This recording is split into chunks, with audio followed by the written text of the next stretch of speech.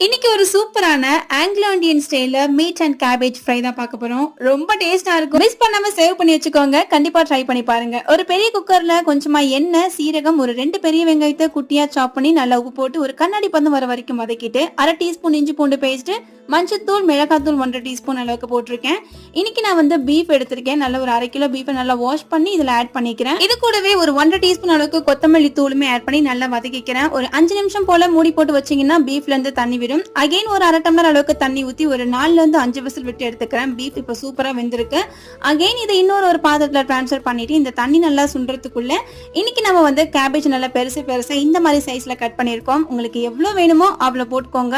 எனக்கும் என் ஹஸ்பண்டுக்கும் மோஸ்ட்லி இந்த மாதிரி நிறைய கேபேஜ் வச்சு சாப்பிட்டா ரொம்ப பிடிக்கும். இப்போ வந்து தண்ணியோட சேர்ந்து கேபேஜ் நல்லாவே வந்து வேக ஆரம்பிச்சிடும். கடைசியா கொஞ்சமா பெப்பர் பவுடர் போட்டு நல்லா இந்த மாதிரி ட்ரை ஆனதுக்கு அப்புறம் ஒரு சூப்பரான பெப்பர் வாட்டர் கூட இந்த மீட் அண்ட் கேபேஜ் ரெசிபி வச்சு சாப்பிட்டா சூப்பரா இருக்கும்.